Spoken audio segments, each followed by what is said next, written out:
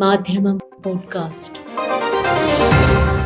Editorial 2026 May 1 വെള്ളിയാഴ്ച.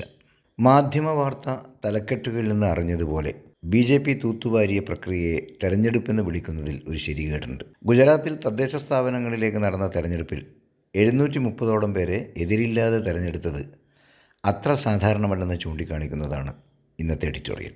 എതിരില്ലാ തെരഞ്ഞെടുപ്പ് Gujarat model. കേരളവും തമിഴ്നാടും പശ്ചിമ ബംഗാളും ഉൾപ്പെടെയുള്ള സംസ്ഥാനങ്ങളിലെ നിയമസഭാ തെരഞ്ഞെടുപ്പുമായി ബന്ധപ്പെട്ട ചർച്ചകളിലും കൂട്ടിക്കിഴിക്കലുകളിലും പാർട്ടികളും ജനാധിപത്യ വിശ്വാസികളും മുഴുകിയിരിക്കെ നടന്ന മറ്റൊരു തെരഞ്ഞെടുപ്പിൻ്റെ വർത്തമാനങ്ങൾ രാജ്യം സഗൗരവം ചർച്ച ചെയ്യേണ്ടതുണ്ട്. പ്രചാരണ വേദികളിലെല്ലാം ചെന്ന് ജനാധിപത്യവും സദ്ഭരണവും സംസ്ഥാപിക്കേണ്ടതിൻ്റെ ആവശ്യകതയെക്കുറിച്ച് ഉദ്ബോധിപ്പിക്കുന്ന പ്രധാനമന്ത്രിയുടെയും കേന്ദ്ര ആഭ്യന്തരമന്ത്രിയുടെയും ഹോം ഗ്രൗണ്ടായ ഗുജറാത്തിലെ തദ്ദേശഭരണ സ്ഥാപനങ്ങളിലേക്ക് നടന്ന തെരഞ്ഞെടുപ്പിനെക്കുറിച്ചാണ് പറയുന്നത്. മാധ്യമ വാർത്ത തലക്കെട്ടുകളിൽ നിന്ന് അറിഞ്ഞതുപോലെ BJP തൂത്തുവാരിയ ആ പ്രക്രിയയെ തെരഞ്ഞെടുപ്പ് എന്ന് വിളിക്കുന്നതിൽ തന്നെ ശരികേടുണ്ട്.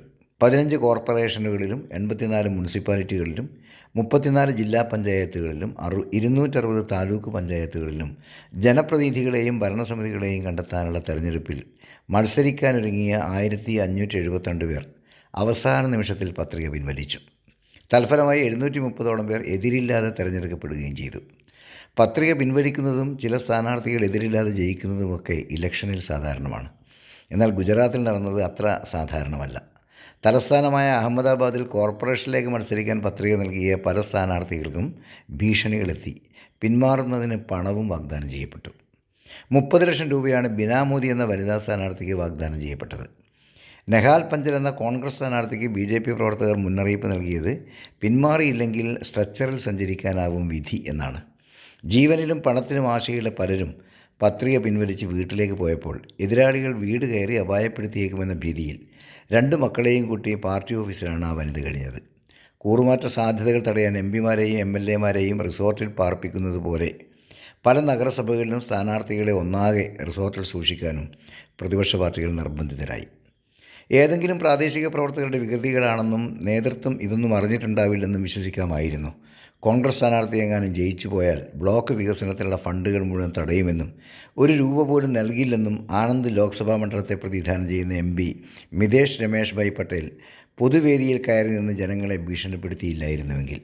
സംസ്ഥാന ഉപമുഖ്യമന്ത്രി ഹർഷ് സംഘ്വാനിയുടെ സാന്നിധ്യത്തിൽ ഭീഷണി മുഴക്കിയ MPക്കെതിരെ തെരഞ്ഞെടുപ്പ് കമ്മീഷൻ മുമ്പാകെ പരാതികളെത്തിയെങ്കിലും മേൽനടപടികളൊന്നും ഉണ്ടായില്ല. രാഷ്ട്രീയ സമ്മർദ്ദത്തിന് വഴങ്ങി പല നഗരസഭകളിലും തങ്ങളുടെ സ്ഥാനാർത്ഥികളുടെ പത്രിക സ്വീകരിച്ചില്ലെന്നും കോൺഗ്രസ് ആക്ഷേപമുയർത്തിയിരുന്നു. ഭീഷണിയും പ്രലോഭനവും പ്രയോഗിച്ച് എതിരാളികളെ ഒഴിവാക്കുന്നതിന് പുറമെ സമരസത്തിൻ്റെ മേൽക്കുപ്പായമിട്ട് ഗ്രാമങ്ങളിൽ വോട്ടെടുപ്പ് ഒഴിവാക്കുന്ന ഔദ്യോഗിക പരിപാടിയും ഗുജറാത്തിലുണ്ട്. നരേന്ദ്രമോദി ഗുജറാത്ത് മുഖ്യമന്ത്രിയായിരിക്കെ ആവിഷ്കരിച്ച ആ പദ്ധതി പ്രകാരം ഒരു ഗ്രാമം ഐകകണ്ഠ്യേന സർപഞ്ചിനെയും പഞ്ചായത്ത് അംഗങ്ങളെയും തീരുമാനിക്കുകയാണെങ്കിൽ തെരഞ്ഞെടുപ്പ് ഒഴിവാക്കി ആ ഗ്രാമത്തെ സമരസ് ഗ്രാമമായി പ്രഖ്യാപിക്കും. വികസന ഫണ്ടായി 3 മുതൽ 13 ലക്ഷം രൂപ വരെ സർക്കാർ നൽകുകയും ചെയ്യും.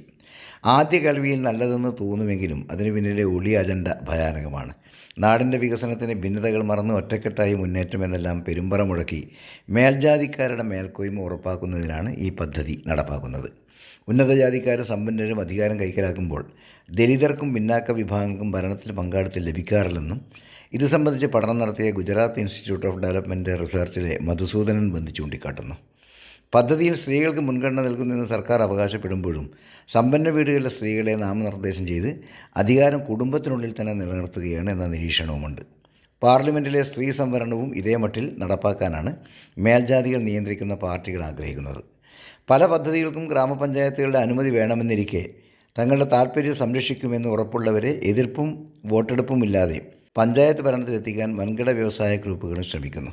ഭരണഘടനയുടെ 73, 74 ഭേദഗതികൾ വിഭാവനം ചെയ്യുന്ന അധികാര വികേന്ദ്രീകരണം എന്ന സങ്കല്പത്തിന് വിരുദ്ധമാണ് ഈ ഏകകണ്ഠ തെരഞ്ഞെടുപ്പുകൾ. മറ്റു പല പ്രതിലോമ വിഷയങ്ങളിലുമെന്ന പോലെ ഈ ഗുജറാത്ത് മാതൃക BJP ഭരിക്കുന്ന മറ്റ് സംസ്ഥാനങ്ങളും പിന്തുടരാൻ തീരുമാനിച്ചാൽ രാജ്യത്ത് ഗ്രാമസ്വരാജും അധികാര വികേന്ദ്രീകരണവുമെല്ലാം സമ്പൂർണ്ണമായി അട്ടിമറിക്കപ്പെടും. എല്ലാ ഒത്താശയുമായി തെരഞ്ഞെടുപ്പ് കമ്മീഷൻ കൂടെയുണ്ടെങ്കിൽ തികച്ചും എതിരില്ലാതെ ഇതെല്ലാം നടപ്പാക്കിയെടുക്കാനും സാധിക്കും. മാധ്യമം പോഡ്കാസ്റ്റ്.